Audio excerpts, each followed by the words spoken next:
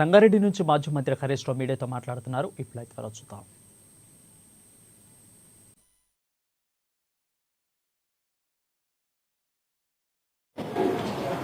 ఆలోచించండి. ఇవాళ పంట ఒకటి కావచ్చు, కానీ దాని పెట్టుబడి ఎక్కువ. కందులు దాదాపు 10 నెలల పంట, చెరుకు ఏడాది పంట, పసుపు ఏడాది పంట, పత్తి 6-7 నెలల పంట. దాని పెట్టుబడి ఎక్కువ. మీరు ఒక పంట అని చెప్పి ఆ రైతులను అన్యాయం చేయొద్దు అని చెప్పి కూడా కాంగ్రెస్ పార్టీని హెచ్చరిస్తా ఉన్నాం. అందరి రైతులకు రైతు బంధు యథావిధిగా ఇవ్వాలని చెప్పి కూడా కోరుతా ఉన్నాం. ఇలా ఏమిచ్చింది కాంగ్రెస్ పార్టీ? ఈ ప్రభుత్వం అధికారంలోకి వచ్చిన తర్వాత కోతలు తప్ప రైతులకు ఇచ్చింది ఏమీ లేదు. మీరు ఒకసారి గమనిస్తే రుణమాఫీ సగం మందికే అయింది. బోనస్ 10 పంటలకు బోనస్ ఇస్తామని మేనిఫెస్టోలో పెట్టింది కాంగ్రెస్ పార్టీ. ఒక్క పంటకే బోనస్ అన్నారు. ఆ ఒక్క పంటలో కూడా దొడ్డుకి ఇయ్యం, సన్నాలకే ఇస్తామన్నారు. అంటే పంటలకు బోనస్ విషయంలో కాంగ్రెస్ ఇచ్చింది 5%. ఎందుకంటే 10 రకాల పంటలకు బోనస్ అని ఒక్క పంటకు బోనస్ ఇచ్చిండ్రు. ఆ ఒక్క పంటలో కూడా దొడ్డు వాట్లకి ఇయ్యం, సన్నాలకే ఇస్తామన్నారు. అంటే 5%. రైతు భరోసా వానకాలం ఎగ్గొట్టిండ్రు. యాసంగిలో సగానికి సగం కోత పెట్టడానికి కుట్రలు చేస్తున్నారు. పంటల బీమా మేనిఫెస్టోలో పెట్టిండ్రు. అసెంబ్లీలో బడ్జెట్ స్పీచ్ లో చెప్పారు, ఈ సంవత్సరం నుంచి కాంగ్రెస్ పార్టీ పంటల బీమా ప్రారంభిస్తామన్నారు. వానకాలంలోనేమో ఏమైందా పంటల బీమా అంటే యాసంగికి వెళ్ళిస్తామన్నారు. ఇప్పుడు యాసంగి వచ్చింది, పంటల బీమా ఏమైందా అంటే మళ్ళీ వచ్చే సంవత్సరం చూస్తామంటారు. అంటే పంటల బీమా గుండు సున్నా. రైతులకు వ్యవసాయ పనిముట్లు ఇస్తాం, అది సున్నా. ఒక్క పనిముట్లు ఈ సంవత్సరం ఇచ్చింది లేదు. పాడి రైతులకు 5 రూపాయల ప్రోత్సాహం అన్నారు, అది గాడిద గుడ్డు పెట్టిండ్రు. అన్నీ అవుతాయి. మీరు ఏమిచ్చిండ్రు? పాడి రైతులకు 5 రూపాయల ప్రోత్సాహం అని మేనిఫెస్టోలో పెట్టిరి, గాడిద గుడ్డు పెట్టిరి. వ్యవసాయ పనిముట్లు ఇస్తామంటారి, గుండు సున్నా పెట్టిరి. రైతులకు పంటల బీమా అంటారి, దాన్ని సున్నా పెడితిరి. రైతు భరోసా సగానికి కోత పెట్టే కుట్ర చేయబడితిరి. రుణమాఫీ సగమే చేస్తుంది. బోనస్ చెప్పిన దాంట్లో 5 పైసలు ఇచ్చిండ్రు, 95 పైసలు ఎగబెట్టిండ్రు. 24 గంటల కరెంట్ అన్నారు, ఏడవైనా 16 గంటలకు మించి కరెంట్ వస్తలేదు. ఇక మరి మీరు ఇచ్చింది ఏంది? మీరు రైతులకు చేసింది ఏంది అని నేను అడుగుతున్నా. ఒక్కటన్నా రైతులకు ఇచ్చిన హామీ మీరు నిలుపుకున్నారా? అరే 2 లక్షల మీద అప్పున్నోళ్ళని ముఖ్యమంత్రి ఏమన్నాడు? పోనీ బ్యాంకులలో జల్దీ కట్టుని మీకు ఎత్తామన్నాడు.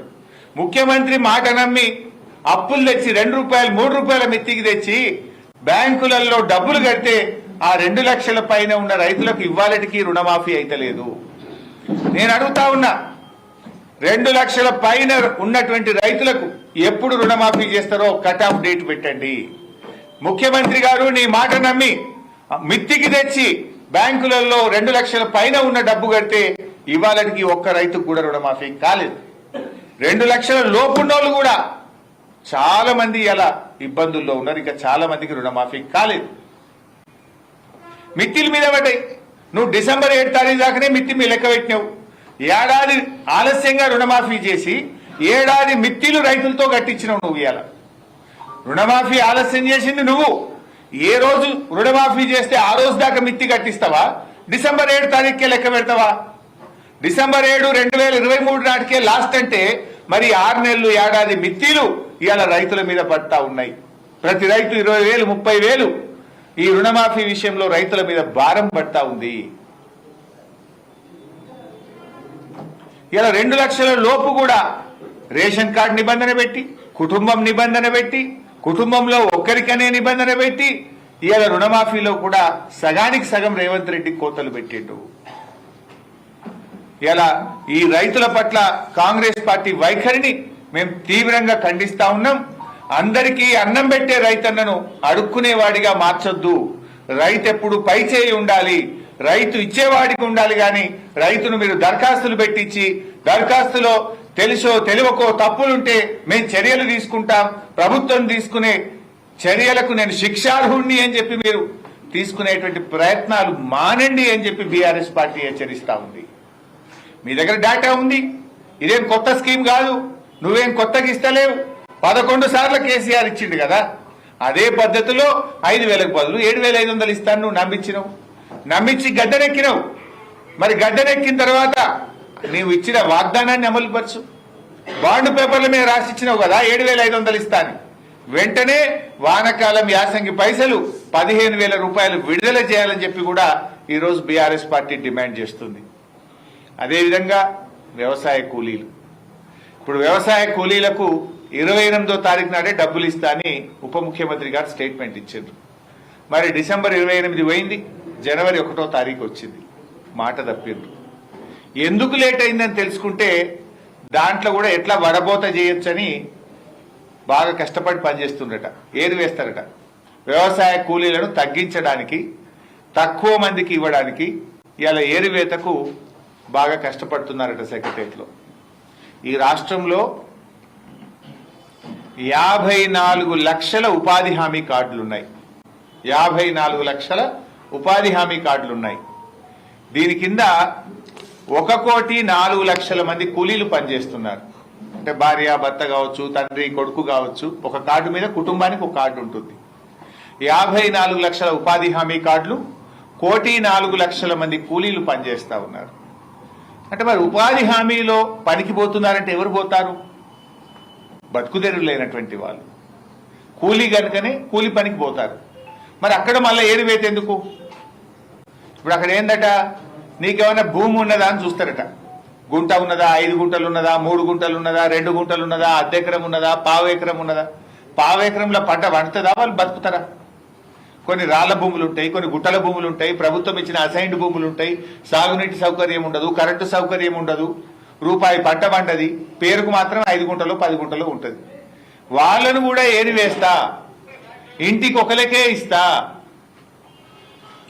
నువ్వు రోజు కూలికి పోతేనే ఇస్తా, 100 పని దినాలు పూర్తి చేస్తేనే ఇస్తా, లేదు 50 పని దినాలు పూర్తి చేస్తేనే ఇస్తా అని కోతలు పెట్టి వ్యవసాయ కూలీలకు ఇస్తామన్న 12,000 కూడా ఎగబెట్టే కుట్ర చేస్తా ఉన్నారు. ఇది అన్యాయం కదా. ఒక కుటుంబానికి ఉన్నదే 100 పని దినాలు. నువ్వు కోతలు పెట్టే ప్రయత్నం చేయొద్దు. ఉపాధి హామీ మట్టి పనికి పోయే వాళ్ళు ఎవరు పోతారు? గడపార పట్టుకొని పార పట్టుకొని పొద్దుగాల 6 గంటలకు లేచి మట్టి పనికి పోయేవాడు కూలి కాకపోతే ఏంటి? ఆ కూలికి కూడా వడబోతలా? ఆ కూలికి కూడా పరీక్షలా? ఆ కూలీలను కూడా అవమానపరుస్తారా? కూలికి కూడా వెలగడతారా? కూలీలను కూడా ఇంకా మీరు రకరకాల దాంతో ఏరివేస్తారా? ఇది ఏం పద్ధతి అని మేము అడుగుతా ఉన్నాం. ఎలాంటి షరతులు లేకుండా ఉపాధి హామీలో మట్టి పనికి పోతున్న 1,04,00,000 మందికి వ్యవసాయ కూలీలకు మీరు మేనిఫెస్టోలో చెప్పిన ప్రకారంగా, ఇచ్చిన మాట ప్రకారంగా సంవత్సరానికి 12,000 రూపాయలు బేషరతుగా ఇవ్వాలని బీఆర్ఎస్ పార్టీ డిమాండ్ చేస్తుంది. 5 గుంటలో 10 గుంటలో అర్ధెకరము కాదు, వాళ్ళు కుటుంబానికి ఆ భూమి ఎంతకు కూడా సరిపోదు. ఎకరం లోపు ఉన్న వాళ్ళందరినీ కూడా వ్యవసాయ కూలీలుగా పరిగణించండి. వారందరికీ కూడా వారికి ప్రభుత్వం ఇస్తామన్న 12,000 రూపాయల ఆర్థిక సహాయాన్ని అందించాలని చెప్పి కూడా బీఆర్ఎస్ పార్టీ డిమాండ్ చేస్తుంది. ముఖ్యంగా ఉపాధి హామీ కార్యక్రమాన్ని కూడా కాంగ్రెస్ ప్రభుత్వం నిర్వీర్యం చేస్తా ఉంది. ఉపాధి హామీలో కేంద్ర ప్రభుత్వం నుంచి మే నెలలో డబ్బులు వచ్చాయి. మే నెలలో వచ్చిన డబ్బులు ఇప్పటికీ కూడా రిలీజ్ చేయట్లేదు. ఆల్మోస్ట్ 7 నెలలు 8 నెలలు అయింది. 858 కోట్ల రూపాయల ఉపాధి హామీ పనులను ప్రభుత్వం దారి మళ్లించింది. 858 కోట్ల ఉపాధి హామీ డబ్బులు కేంద్ర ప్రభుత్వం నుంచి మే నెలలో వస్తే ఇప్పటిదాకా కూడా పనిచేసిన కూలీలకు కానీ, ఆ పని చేసినటువంటి వ్యక్తులకు కానీ ఇవ్వకుండా డబ్బులను కాంట్రాక్టర్లకు, బడా కాంట్రాక్టర్లకు చెల్లించింది. పర్సెంటేజ్లకు బిల్లులు ఇస్తున్నారు. పేదవాళ్లకో, ఈ పేద కూలీలకో, ఉపాధి హామీ మెటీరియల్ కాంపోనెంట్ లో పనిచేసిన వారికి మాత్రం డబ్బులు ఇవ్వడం లేదు. దాని రూల్ ఏంది? 3 నెలలు దాటితే ఇంట్రెస్ట్ కట్టాలి రాష్ట్ర ప్రభుత్వం. కేంద్ర ప్రభుత్వం డబ్బులు ఇచ్చిన 3 నెలల్లోగా చెల్లించకపోతే రాష్ట్ర ప్రభుత్వం వడ్డీతో సహా కేంద్ర ప్రభుత్వానికి తిరిగి కట్టాల్సి ఉంటుంది. అంటే ఏంది మీరు నియమ నిబంధనలు లేవా? 3 నెలలు కాదు, 7 నెలలు 8 నెలలు అయినా ఎందుకు ఉపాధి హామీ డబ్బులు చెల్లిస్తలేరు అని నేను అడుగుతా ఉన్నా. రాష్ట్రం నష్టపోతుంది కదా. ఇప్పటికే కేంద్ర ప్రభుత్వం స్పర్శ్ అనేటువంటి కొత్త కార్యక్రమం, దేశంలో 7 రాష్ట్రాల్లో తెస్తున్నారు, అందులో తెలంగాణ కూడా ఉన్నది. అంటే ఇక రాష్ట్రానికి డబ్బులు ఇయ్యరు వాళ్ళు, డైరెక్ట్ పనిచేసేటోళ్ళకే కేంద్ర ప్రభుత్వం ఇస్తుంది. ఇక మీరు ఇట్లా చేస్తున్నానే వాడు బంద్ పెట్టిండు. రాష్ట్ర ప్రభుత్వం వాటా చారణ నువ్వు కడితే బారణ వాళ్ళు రిలీజ్ చేస్తారు, డైరెక్ట్ పనిచేసిన వాళ్ళకి పోతాయి. ఇక ఈ రాష్ట్ర గవర్నమెంట్ ఖజానాలకు వస్తే 7 నెలలు 8 నెలలు మీరు ఇస్తలేరని, పనులు కుంటుబడుతున్నాయని, ఉపాధి హామీ లక్ష్యం నెరవేర్తలేదని కేంద్రం ఇప్పుడు కొత్త నిర్ణయం తీసుకుంటుంది. స్పర్శలో తెలంగాణ కూడా పెట్టింది. ఇప్పుడు మేము డిమాండ్ చేస్తున్నాం, తక్షణమే ఉపాధి హామీలో చేసిన పనులకు కేంద్ర ప్రభుత్వం ఇచ్చిన 858 కోట్లు విడుదల చేయాలని బీఆర్ఎస్ పార్టీ ఈరోజు డిమాండ్ చేస్తా ఉంది.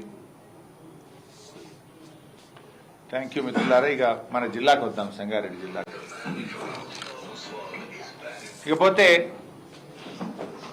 రాష్ట్రంలో మీరందరూ కూడా చూస్తూ ఉన్నారు ఏం జరుగుతూ ఉందో. ఇందులో కూడా కొన్ని ఇంపార్టెంట్ పాయింట్స్ ఉన్నాయి, రాష్ట్రానికి మొత్తానికి సంబంధించిందే. నిఘా వ్యవస్థ అనేది చాలా చాలా ముఖ్యమైనటువంటిది. వెనకట రాజులైనా, మన దేశ ప్రభుత్వమైనా, రాష్ట్ర ప్రభుత్వమైనా ఈ దేశం యొక్క అంతర్గత భద్రత, శాంతి భద్రతలు అనేటువంటి దాన్ని అత్యంత ప్రాధాన్యతగా